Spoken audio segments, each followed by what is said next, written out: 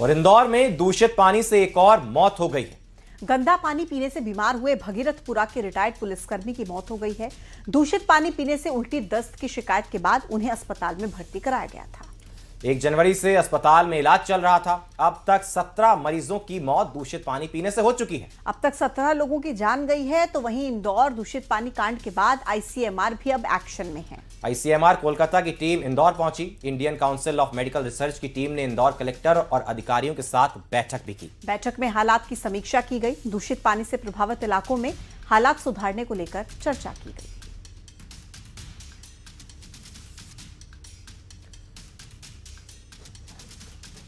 और इंदौर के जहरीले पानी पर सियासत गर्मा गई है। कांग्रेस के प्रदेश अध्यक्ष जीतू पटवारी ने बीजेपी पर निशाना साधा। कांग्रेस दूषित पानी से हुई मौतों को लेकर 11 जनवरी को न्याय मार्च निकालेगी।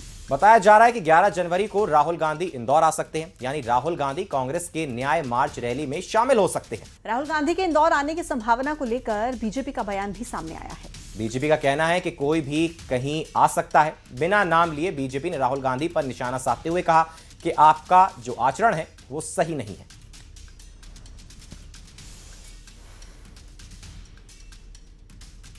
को तो जवाबदेही लेनी पड़ेगी। अगर जवाबदेही सरकार नहीं बनाएगी, लगातार मौत होती है और कोई भी मंत्री, राजनीतिक व्यक्ति जवाबदेही नहीं लेगा, तो फिर आखिर ये तंत्र बचेगा कैसे? राहुल जी के संज्ञान में है पूरी घटनाक्रम। वो कब आएंगे उनके ऑफिस से, या उनका कार्यक्रम बनेगा या नहीं बनेगा, ये उनके ऑफिस से हमें पता चलेगा। लोकतंत्र में किसी के आने जाने पर रोक नहीं है। आप आइए, कोई उसमें कोई दिक्कत नहीं, लेकिन जिस तरीके का बिहेवियर आपका है वो आपत्तिजनक है। लोकतंत्र में किसी के आने जाने पर रोक नहीं है। आप आइए, कोई उसमें कोई दिक्कत नहीं, लेकिन जिस तरीके का बिहेवियर आपका है वो आपत्तिजनक है। और एमपी में कांग्रेस अपनी राजनीतिक जमीन मजबूत करने के लिए गांव-गांव जाएगी। चुनाव से करीब 2 साल पहले ही कांग्रेस चुनाव कैंपेन में जुट गई है और आज से इस अभियान का आगाज पूर्व मुख्यमंत्री दिग्विजय सिंह ने किया है। कांग्रेस का यह अभियान करीब 49 दिनों तक चलेगा। इसके लिए कांग्रेस ने पंचायत कमेटी का गठन किया। इस दौरान कांग्रेस के नेता गांव-गांव जाकर जनता को सरकार की खामियां भी बताएंगे। और पार्टी 26,000 ग्राम पंचायतों में संगठन को मजबूत करने की कोशिश में जुट गई है।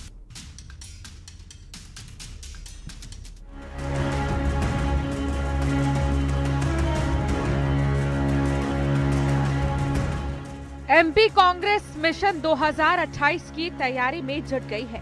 इस बार संगठन को मजबूत करने के लिए कांग्रेस ने एक नया प्लान बनाया है, जिसके बाद कांग्रेस जमीनी स्तर पर मजबूत करने के लिए मैदान में उतर चुकी है। कांग्रेस के वरिष्ठ नेता और पूर्व सीएम दिग्विजय सिंह ने नए अभियान का आगाज किया है। मिशन 2028 को लेकर कांग्रेस नेता और कार्यकर्ता गांव-गांव जाएंगे। 49 दिन तक चलेगा कांग्रेस का अभियान। कांग्रेस पंचायत कमेटियां करेंगी गठित। 26,000 ग्राम पंचायत कमेटी गठित होंगी। जनता को सरकार की कमियां बताई जाएंगी।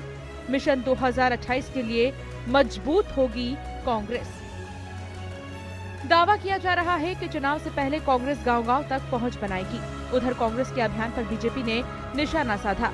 बीजेपी का आरोप है कि कांग्रेस कोई भी अभियान चला ले, इससे उसे कोई फायदा नहीं होने वाला। 43 दिन तक प्रोग्राम बनेगा।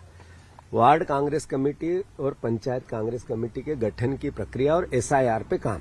एसआईआर की वोटर लिस्टों पर जो दावे आपत्ति के बाद जो नाम कटने और जुड़ने हैं उस पर काम। इस पर पूरी पार्टी मेरे ख्याल से सजगता से लगी हुई है। और मैं मानता हूं कि पंचायत कांग्रेस कमेटी का आज से जो प्रोग्राम चालू हुआ है, ये कांग्रेस के और प्रदेश की राजनीति में बदलाव में मील का पत्थर साबित होगा। वो जो सृजन करना चाहते थे उसका तो हो गया विसर्जन। अब कांग्रेस पार्टी में संगठन नाम की कोई चीज है नहीं। अब इस तरह से काम करके करना चाहते हैं, अब कीजिए। उसके लिए मैं कहता हूं कि हर राजनीतिक पार्टी को अपना एजेंडा, अपना काम करने की अनुमति है, छूट है। लेकिन आप ये करके आप समय व्यतीत करना चाहते हैं। गुटों में बटी हुई कांग्रेस पार्टी, धड़ों में बटी हुई, छत्रपों में बटी हुई कांग्रेस पार्टी कभी भी संगठनात्मक संरचना का काम करिए। बहरहाल कांग्रेस के अभियान पर एमपी में सियासत शुरू हो चुकी है। अब देखना ये होगा कांग्रेस का ये अभियान संगठन को कितना मजबूत करेगा और मिशन 2028 के लिए ये अभियान कितना कारगर होगा, ये तो वक्त ही बताएगा। Bureau report, news 18।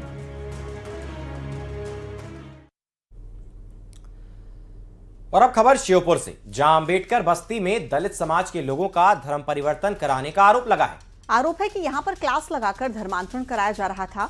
मामले की जानकारी मिलते ही हिंदू संगठन के कार्यकर्ता मौके पर पहुंचे और जमकर हंगामा किया। वहीं शिकायत के बाद पुलिस भी मौके पर पहुंची तो मौके पर करीब 50 महिला और पुरुष मौजूद थे। पुलिस ने इस मामले में एफआईआर दर्ज कर ली है, जांच जारी है। ये बैरवा बस्ती जो मतलब वहाँ अम्बेडकर बस्ती है, उसमें सीताराम कोई हैं, उनके घर पे गत दिनों से काफ़ी एक लंबे टाइम से वहाँ पे धर्म परिवर्तन या फिर जबरन ईसाई धर्म का ज्ञान देकर और पैसे का प्रलोभन देकर वहाँ पे धर्म परिवर्तन का विषय चल रहा था। हम लोगों ने केवल जानकारी ली तो वहाँ पता पड़ा कि वो यीशु मसीह की पूजा कर रहे हैं, ऐसा उन्होंने खुद स्वयं बोला भी है। और इस विषय को लेकर के फिर हमने कोतवाली सूचना करी थी, तो साथ में पुलिस प्रशासन भी हमारे साथ था और कोतवाली पे हम लोगों ने उनके खिलाफ एफआईआर कराई। और नए साल के आगाज के साथ ही पतंगबाजी का दौर शुरू हो गया है। उज्जैन में चाइनीज मांझे पर पुलिस सख्त नजर आ रही है। अवैध रूप से चाइनीज मांझा बेचने वाले आरोपी को पकड़कर पुलिस ने जुलूस निकाला। आपको बता दें, कल चाइनीज मांझे से एक युवक का गला कट गया था, जिसे आनन फानन में इलाज के लिए अस्पताल में भर्ती किया गया। और बताया जा रहा है कि युवक बाइक से घर लौट रहा था और इसी दौरान चाइनीज मांझे के चपेट में आने से घायल हो गया, जिसके बाद महाकाल थाना पुलिस ने बड़ी कार्रवाई की है।